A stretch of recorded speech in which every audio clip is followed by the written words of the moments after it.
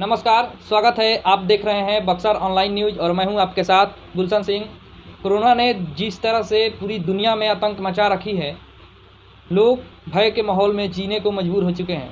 इस दौरान स्वास्थ्यकर्मी, पुलिसकर्मी जैसे कोरोना योद्धाओं ने जिस तरीके से लोगों की सेवा की है, लोगों की सेवा में अभी भी लगे हुए हैं, वो काबिले तारीफ़ है। इस कड़ी में हमारे साथ बातचीत करने के लिए मौजूद हैं शिवरात्रि हॉस्पिटल के चेयरमैन, बक्सर जिले के प्रख्यात चिकित्सक और रेड क्रॉस सोसाइटी के chairman doctor Ashutosh Kumar Singh. Sir, आपका स्वागत है हमारे चैनल में। बहुत बहुत शुक्रिया, आपका भी स्वागत। सबसे पहले तो डॉक्टर साहब का हम बक्सर जिले के जनता के तरफ से बक्सर ऑनलाइन न्यूज़ हार्दिक अभिनंदन करता है, क्योंकि डॉक्टर साहब अपने रेड क्रॉस के टीम के साथ कोरोना काल में जिस तरीके से एक जनता की सेवा का आयाम स्थापित की है, उसका तारीफ हर कोई कर रहा है। तो चलिए सवाल जवाब शुरू करते हैं। सबसे पहला डॉक्टर साहब, आपसे सवाल हमारा ये रहेगा कि जिस तरीके से लोग कोरोना काल में भयभीत हैं और भय का माहौल उनके अंदर कहीं ना कहीं बहुत ज़्यादा बन गया है, तो आप एक चिकित्सक होने के नाते इस भय को दूर करने के लिए क्या संदेश देंगे? सबसे पहले आदमी को सेल्फ कॉन्शियस रहना होगा। इस बीमारी से बचाव के लिए हर स्तर पर प्रयास किए जा रहे हैं, सेंट्रल टीम के द्वारा, स्टेट टीम के द्वारा, हेल्थ डॉक्टर्स के द्वारा, वर्कर्स के द्वारा, सोसाइटी के द्वारा, कि आपको इस महामारी में कोविड-19 से सुरक्षित कैसे रखा जाए, कैसे रहना चाहिए। उसके जो भी प्रिकॉशनरी मेजर्स हैं वो टेलीविज़न के माध्यम से, समाचार पत्रों के माध्यम से, आप लोगों के माध्यम से, हम लोगों के माध्यम से समाज को टाइम टू टाइम दिए जा रहे हैं। लेकिन ऐसा देखा जा रहा है कि अभी भी जितनी अवेयरनेस की ज़रूरत है, लोगों में जागरूकता की ज़रूरत है, या जागरूकता होने के बाद जितने संयम की ज़रूरत है, उसकी कुछ कमी निश्चित रूप से मैं देख रहा हूँ, जिसकी वजह से इस संक्रमण की जो संख्या है वो दिन पर दिन बढ़ती ही जा रही है। और ये अलग बात है कि अभी हमारे यहाँ मोर्टेलिटी रेट कम है, लोग अच्छे भी हो रहे हैं, लेकिन संक्रमण की जो संख्याएं हैं वो बढ़ रही हैं। एक पक्ष आपसे हम ये भी जानना चाहेंगे कि लॉकडाउन जो फिलहाल लग रहा है, तो लोगों की आर्थिक परेशानी को देखते हुए राज्य में और ज़िले में सरकार के द्वारा लगातार लॉकडाउन की अवधि को बढ़ाया जा रहा है, तो इसे आप कहाँ तक उचित मानते हैं? देखिए, बहुत सारी ऐसी चीज़ें हैं जो अनुभव की कसौटी पर तो खरी हैं, लेकिन तर्क की कसौटी पे नहीं है, और बहुत सी ऐसी बातें हैं जो तर्क की कसौटी पे खरी हैं लेकिन अनुभव की कसौटी पे नहीं है। अगर हम, आप सभी लोग और जितने भी हमारे जनमानस से लोग हैं, अगर इन सुझावों पर अमल करते और जो भी निर्देश सरकार के द्वारा या चिकित्सकों के द्वारा या सोसाइटी के द्वारा दिए जा रहे हैं उस पर अमल करते, तो इस पे अंकुश पाया जा सकता है। विगत दिनों ये देखा गया है कि बक्सर शहर में प्रतिशत कुछ बढ़ा था, लेकिन प्रशासन की सूझबूझ, जिला प्रशासन और स्वास्थ्य प्रशासन की जांच भी बहुत ज़्यादा हो रहे हैं पहले से। लोगों को पहले से जो दिक्कत हो रही थी, जांच कम हो रहे थे, अब तो वार्ड वाइज जांच हो रहे हैं। हमारे पुराने सदर अस्पताल में जो नर्सिंग कॉलेज है उसको कोविड अस्पताल के रूप में बनाया गया। अभी भी 150-200 मरीज़ हैं और मरीज़ मोर्टेलिटी रेट कम है। सिम्टोमेटिक जो हैं उनको तो थोड़ा बहुत दिक्कत है, 2-4-5 दिन, लेकिन जो एसिम्टोमेटिक हैं उनको कोई दिक्कत नहीं है, वो जल्दी ठीक होके जा रहे हैं। इसलिए ये लॉकडाउन की अवधि बढ़ी है तो ये प्रशासन की मजबूरी ही हम कहेंगे। अगर लोग जागरूक होते तो निश्चित रूप से इस पे अंकुश भी लगता। मजबूरी में ये जो बढ़ाया गया कदम है ये लोगों के हित के लिए है, इसको अन्यथा नहीं लेना। आज ही हमें सिविल सर्जन ऑफिस से मालूम चला है कि माँ शिवरात्रि हॉस्पिटल, जिसके आप चेयरमैन हैं, उसको ज़िले में कोविड-19 के लिए चयनित किया गया है। वहाँ पर कोविड-19 के जितने भी मरीज होंगे उनका इलाज किया जाएगा। तो सर, ये तो आपके लिए बहुत बड़ी उपलब्धि है, इस पर हम आपका जानना चाहेंगे क्या? मैं शुक्रिया। माँ शिवरात्रि हॉस्पिटल इंडस्ट्रियल एरिया को जो भी पैरामीटर्स हैं उसको इंस्पेक्ट कराया गया जिला हेल्थ एडमिनिस्ट्रेशन से। डीडी साहब भी आए थे और हम लोग इससे लड़ भी रहे हैं, समझा भी रहे हैं और लोगों को बचाने के लिए प्रेरित भी कर रहे हैं। तो प्रशासन के द्वारा जो हमारे अस्पताल को चिन्हित किया गया है अभी फ़िलहाल इकलौता, तो इसके लिए मुझे इस बात का इल्म है कि हम अगर सामर्थ्य हो सकेंगे या हो पा रहे हैं तो इसमें सभी लोगों का सहयोग है, समाज का सहयोग है। और मैं कोशिश करूंगा, चूँकि ये बीमारी तो है ही है गंभीर, लेकिन इसमें डर बहुत बना है, बहुत सारी भ्रांतियां हैं। तो इस भ्रांति को दूर करने के लिए, चूँकि 50 बेडेड हॉस्पिटल है, जनरल पेशेंट भी रहते हैं, उनको भी डर लगा रहता है। कुछ हमने पिछली बार डीएम साहब और सिविल सर्जन साहब से सभागार के मीटिंग में कहा था कि सर हम लोग तो डॉक्टर हैं और हम लोगों को काम भी करना है, फ्रंटलाइनर हैं और हम लोग काम भी कर रहे हैं, लेकिन कुछ स्टाफ वगैरह जो डर रहे हैं, जो जनरल पेशेंट को ट्रीट कर रहे हैं, para staff, nursing staff, lab technician, तो वो कुछ हिचक रहे हैं। तो मैंने अलग से इसकी एक व्हाट्सएप वगैरह से या फेसबुक के माध्यम से मैंने या लोगों को जानकारियां देकर मैंने कहा है कि इसके लिए अलग मैंने लोगों को रखने का काम शुरू कर दिया है। और हमारे हॉस्पिटल में पर्याप्त जगह है, जो तीनों वार्ड है वो एज़ यूजुअल चलेगा, उधर से इधर का कोई ये अलग वार्ड है जो परिसर के बगल में है, इसका एंट्रेंस भी अलग है, कोई मतलब दोनों रास्ते अलग हैं। जो जनरल हॉस्पिटल है जहां सिक मरीज़ हम लोग ठीक करते हैं, जो टीम ऑफ डॉक्टर्स के द्वारा, मैं सुपरिटेंडेंट हूँ, टीम ऑफ डॉक्टर्स उसको विज़िट करते हैं, उसका ट्रीटमेंट करते हैं, पैरा नर्सिंग। तो उन लोगों को भी डर नहीं लगे कि इस अस्पताल में कोविड के मरीज़ आने लगे, तो वो स्मूथली अपना इलाज कराएं, डरे नहीं। और इसकी व्यवस्था उसी अस्पताल के दूसरे साइड में, इसका एंट्रेंस अलग होगा, जो सिर्फ और सिर्फ कोविड के पेशेंट ही हम लोग रखेंगे, वो भी लिमिटेड, जो हमको दिशा निर्देश मिला है उसका स्क्रीनिंग करके, उसकी जांच करके पहले। और हम लोग तो अब जो भी इस तरह के एलआई के जो लक्षण मिल रहे हैं, सर्दी खांसी बुखार वाले मरीज़ के, तो हम लोग अब ऑर्डर भी मिल गया हमारे ज़िला स्वास्थ्य प्रशासन से, हम लोग उन लोगों की जांच करेंगे और उसमें अगर पाए जाते हैं कि कोरोना पॉजिटिव हैं तो उसकी जो अलग व्यवस्था हम लोग कर रहे हैं, अस्पताल से हट के बगल में वार्ड बना के स्पेशल, जिसका एंट्रेंस और सब चीज़ अलग, स्टाफ भी अलग, डॉक्टर रहेंगे वही, लेकिन स्टाफ और जगह और गेट वगैरह सब अलग करके। तो हम लोग कोशिश करेंगे कि इस महामारी में इससे लड़ने के जो हम लोग के अंदर का जज्बा होना चाहिए, समाज के लिए समर्पित भाव से काम करने के लिए, उसमें हम लोग कर कुछ भी कर गुजरते हैं तो एक आत्मसंतोष मिलेगा। और एक बात जानना चाहेंगे कि आप एक सरकारी चिकित्सा पदाधिकारी हैं, उसके साथ रेड क्रॉस सोसाइटी के चेयरमैन भी हैं, माँ शिवरात्रि हॉस्पिटल के भी चेयरमैन हैं, इसके अलावा कई और प्रतिष्ठित पदों पर आप विराजमान हैं। इसके साथ साथ आपको देखा जाता है कि आप सामाजिक कार्यों में ज़्यादा बढ़ चढ़ कर हिस्सा लेते हैं, ज़्यादा आपकी रुचि दिखाई देती है, तो एक साथ इतना सब कुछ कैसे संभव हो पाता है? मैं कोशिश करता हूँ टाइम मैनेजमेंट को अपने तरीके से उसको डिफरेंशिएट करके और उसको समय बांट के उसका उपयोग कर सकें, सार्थक उपयोग। मैं ड्यूटी भी करता हूँ रोस्टर वाइज।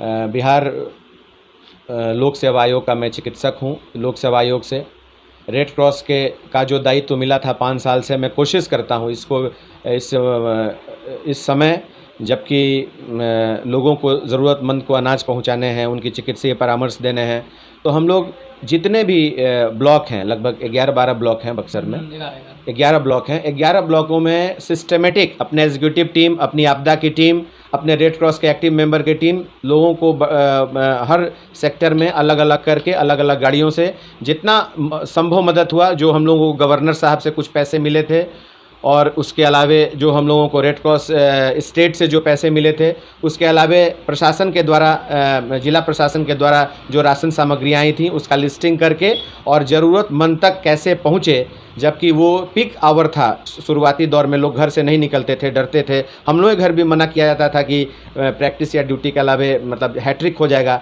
लेकिन उसके अपने कर्तव्य बोध को, चूँकि चेयर खैरात में आपको नहीं मिला है, काम करने के लिए मिला है और काम करके किसी पे आप एहसान भी नहीं कर रहे हैं, तो उसकी जवाबदेही समाज के प्रोपोर्शनल हो, तय हो, इसके लिए हम लोग हर जगह जाके, मैं स्वयं हर जगह जाके इसकी मॉनिटरिंग करके इसको लोगों को इसको सही उपलब्ध हो, सही लोगों के बीच में जाए, इसकी टोटल मॉनिटरिंग अपनी टीम के साथ, एग्जीक्यूटिव टीम के साथ मैंने की, ताकि जहां भी राशन जाए उन ज़रूरतमंदों तक पहुंच सके। एक साथ इतना आप टाइम मैनेजमेंट करके इस तरह? जी, और इसमें हमारा प्रैक्टिस भी सफ़र करता है, लेकिन जो मैं समझता हूँ कि जो ज़रूरी काम है, वो जो समाज उपयोगी है और जो एकदम ज़रूरी है, उसको पहले पायदान पर रखते हुए, उसके कर्तव्य बोध को अपनाते हुए और अपनी जो जिम्मेवारी बनती है उसको पूरा करने का प्रयास करते हैं। जी, जो कोरोना काल जब आया तो शुरुआती दिन में आपके रेड क्रॉस टीम के द्वारा लगातार ज़रूरतमंदों के बीच में राहत सामग्री का वितरण किया जा रहा था, लेकिन अभी के समय में ऐसा नहीं दिख रहा है, ऐसा क्यों? मुझे आपके चैनल के माध्यम से कहने में बहुत हर्ष हो रहा है कि मैक्सिमम एक आदमी सबको खुश नहीं कर सकता, एक संस्था सब चीज़ों को पूरा नहीं कर सकती, लेकिन अगर 80-90% भी वो काम कर रहा है या समाज के द्वारा उसकी सराहना हो रही है, तो निश्चित ये मानिए कि कुछ बढ़िया काम हो रहा है।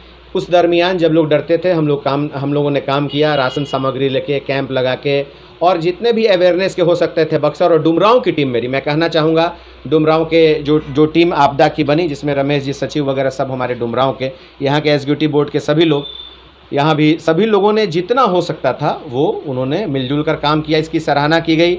स्टेट में भी हम लोगों को इस काम के एवज़ में हमेशा शाबाशी मिली। हमारे स्टेट चेयरमैन बीबी सिन्हा सर और एग्जीक्यूटिव वहाँ की जो भी कमेटी है, सभी लोग हैं, यहाँ कोषाध्यक्ष बक्सर ही से हैं, सभी लोग उन्होंने इन कामों की तारीफ़ की, हम लोगों का हौसला बढ़ाया, हम लोगों का आत्मबल बढ़ाया, और हम लोगों भी पूरे जज्बे से, पूरे जोशो खरोश से हम लोगों ने बीच में जाकर और अपनी आत्मसंतुष्टि के लिए जितना हो सकता था हम लोगों ने किया।